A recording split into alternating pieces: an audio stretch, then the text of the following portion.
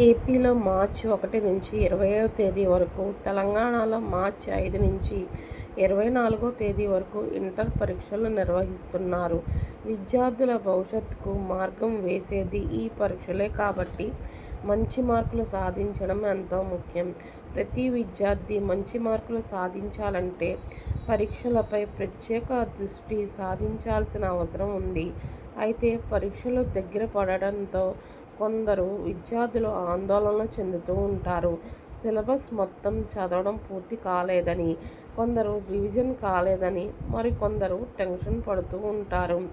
ఈ సమయంలో టెన్షన్ పడవద్దు. ఇప్పటి వరకు చదివిన పాఠాలను రివిజన్ చేస్తూ ఉండాలి. చివరి నిమిషంలో కొత్త టాపిక్ల జోలికి వెళ్ళకూడదు. కొత్త టాపిక్లు చదవడం వల్ల దానిని రివిజన్ చేసే సమయం లేకపోతే గుర్తుండకపోవచ్చు. కొంతమంది విద్యార్థులు పరీక్షలలో ఫెయిల్ అవుతామని, పేరెంట్స్ ఏమంటారని మానసిక ఇబ్బందులు పడుతూ ఉంటారు. అలాంటి వారికి తల్లిదండ్రులు అండగా నిలిచి భరోసా ఇవ్వాలి.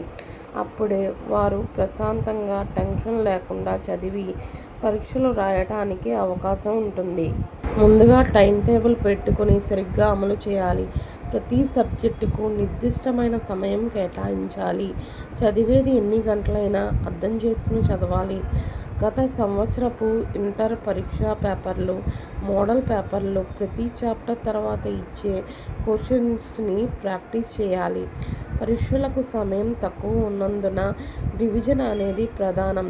ఇప్పటి వరకు చదివిన అంశాలను రివిజన్ చేయాలి. దీనివల్ల ఇంతకుముందు చదివిన పాఠాలు వెంటనే మదిలో మెదులుతాయి. ఎగ్జామ్స్కు ప్రిపేర్ అయ్యేటప్పుడు అలసిపోకుండా బలమైన ఆహారాన్ని తీసుకోవాలి. మరీ ఎక్కువ ఆహారం తీసుకున్నా చదువుకు ఆటంకం కలగవచ్చు. కాబట్టి మితంగా తీసుకుంటూ చదువుకోవాలి. రోజుకు కనీసం 7 గంటలు నిద్రపోవాలి. నిద్ర లేకపోతే పరీక్షలప్పుడు సరిగ్గా రాయలేక టెన్షన్ పడాల్సి వస్తుంది.